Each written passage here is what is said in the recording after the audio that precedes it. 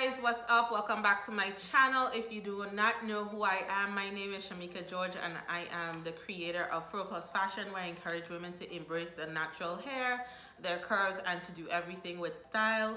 However, today is gonna be a bit of a different video. You guys know we've been indoors for the most part, so I've been dabbling, okay? It's an understatement that I've been dabbling, but let's get into it. This is gonna be a DIY slash renovation slash makeover slash thrift flip. And before we get into the video, I wanted to give you guys a bit of backstory on this whole thing. One random Saturday morning, I think it was like 7:30, 7:40 something in the morning, before I even got the crust out of my eyes, it's like a spirit came into my mind and told me, go on Craigslist. So I did that. I don't know why. I hadn't been on Craigslist in forever. I don't usually go on there to look for things, but for whatever reason, I decided to go on, and one of the first things that I came across was this oversized mirror. Now, I don't think I've shared a whole lot on social media, but I have been eyeing really large mirrors for a really long time, ever since I moved into this house. I definitely wanted one, and I have just been looking and hemming and eyeing and oohing at them. And understandably, in these current times, considering the prices of mirrors of that size, I don't particularly think I would want to invest in a mirror that costs so much right now. So I was really glad to come across this mirror. Originally, the mirror was priced at $40, but when we went to meet the person that was gonna give it to us or sell it to us, I think she realized that she could not fit this mirror into the back of her Honda Civic. So she called us and told us that we had to come all the way to where she was to get the mirror, and because of that, she knocked $20 off. I got this huge mirror for $20. Now the downside is that the mirror does not have a frame, and also when we were putting the mirror into the car, I noticed that there were two small cracks. So for those reasons, I decided to take on the challenge, try something new, and get into this DIY, which is making a frame for this oversized mirror. So without further ado, let's get into it. First things first, here are the supplies that I used for this project.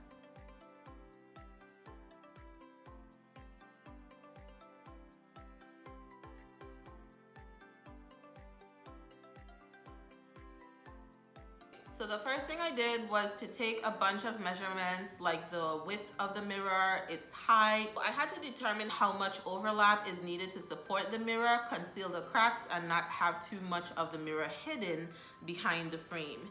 If you want the specific measurements and math behind my calculations I worked out, then you can definitely head over to my blog. I did a full blog on this whole DIY as well.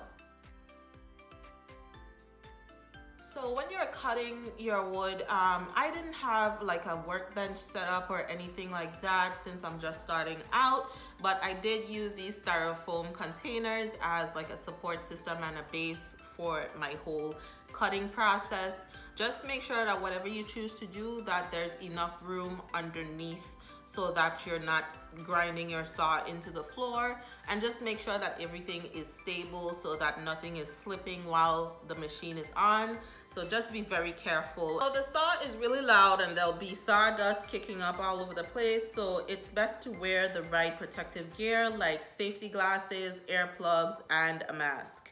I'll do better next time. Don't do as I do as I say.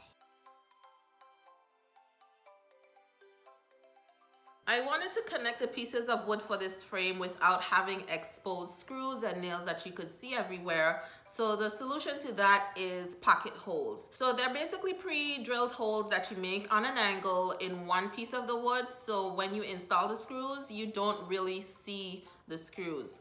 For this, I bought a Craig Jig pocket hole kit. This tool basically helps you make the right pocket holes based on the thickness of the wood that you're working with. I also used a clamp to secure the jig in place. While the drill is spinning, I inserted and removed the drill repeatedly to make the holes. So I did this for all of the wider pieces of wood that I needed to connect without having screws displayed on the front end.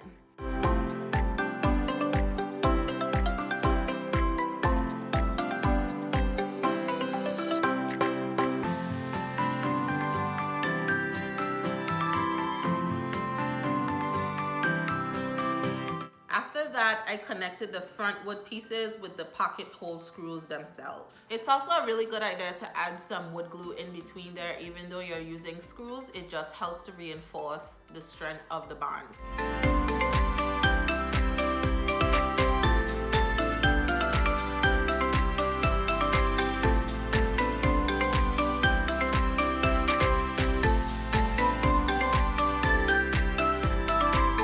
Once I was done with that, I needed to start working on the back pieces of the frame.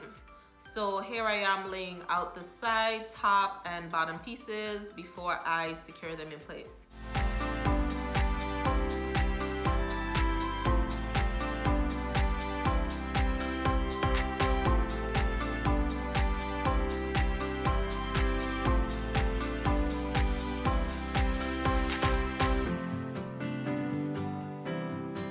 I used wood glue on a few pocket screws to secure them to the front part of the frame.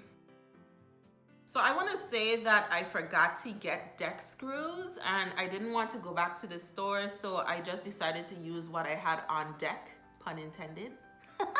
So I just used the pocket screws that I had access to right then and there. But if you want like a more flush look, even though it's the back end of the mirror, definitely go the deck screws route. But I'm not really pressed about it because I know that the back end isn't going to be seen from any angle. At least the screws won't be seen from any angle once it's leaned up against a wall.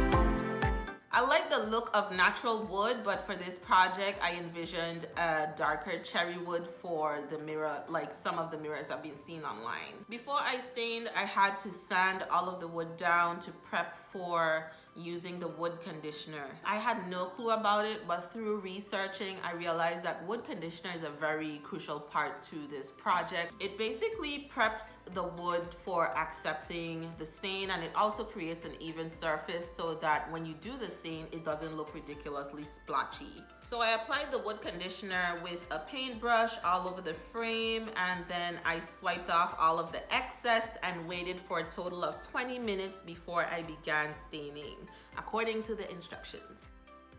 After the 20 minutes, I began staining using this Gunstock stain. I did 3 coats and I waited 2 hours in between each coat. How many coats you do depends on how dark or how light you want your particular wood project to be.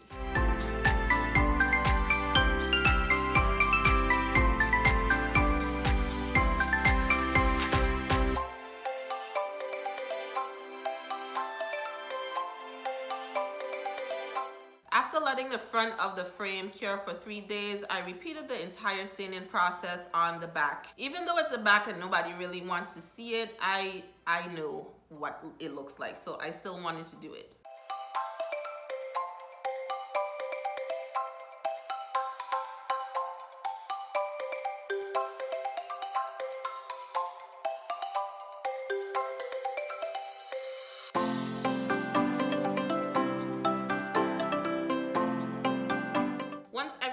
Thoroughly cured and dried, I sealed and added 3 coats of polyurethane to the wood, and in between each coat I sanded down the polyurethane to make sure that the surface of the frame is going to be nice and smooth. This just helps to protect the beautiful stain and it just gives it a nice finish. And also you want to be mindful of what type of polyurethane you're using.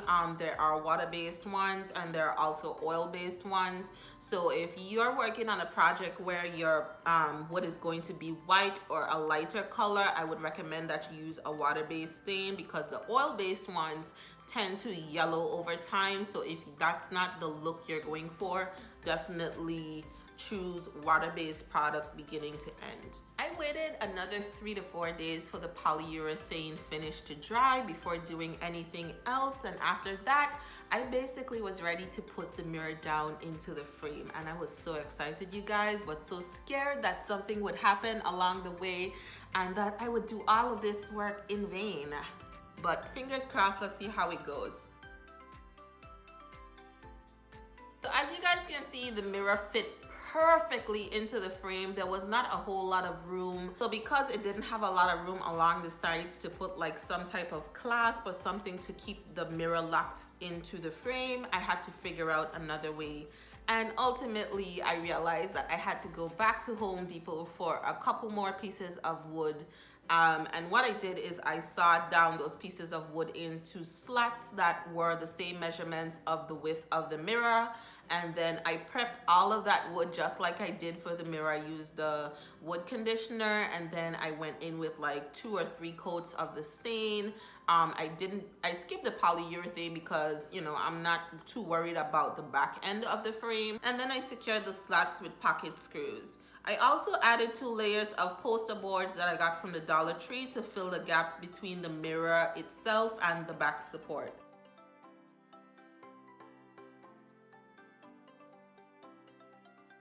So once all of that was done, I was done.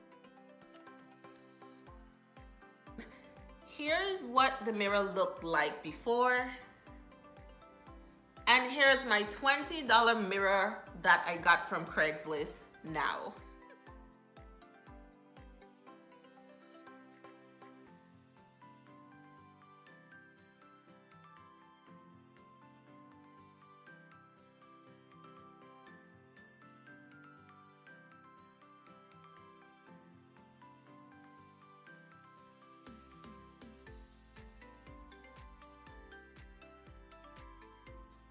So you guys, this is the finished result of the mirror. I absolutely love it, and I'm so glad that I took on the challenge. When I initially started, I was really intimidated about a lot of things. I was nervous about going to the hardware store and not particularly knowing everything. And then also when I got everything home, I was just so concerned that this thing is not gonna go right. But I'm so glad that I pushed myself, did the research, took my time, and did what I needed to do. Let me know what you guys think. If you like the mirror, you like the video, you found it helpful, let me know in the comments below, and also give this video a thumbs up. And if you would like to see more content like this from me, or even natural hair and plus size style, subscribe and hit the silver bell button right next to the subscribe button, so that way when I put up another video, you will be one of the first to know. Thank you guys so much for watching, and I'll see you in the next one. Bye.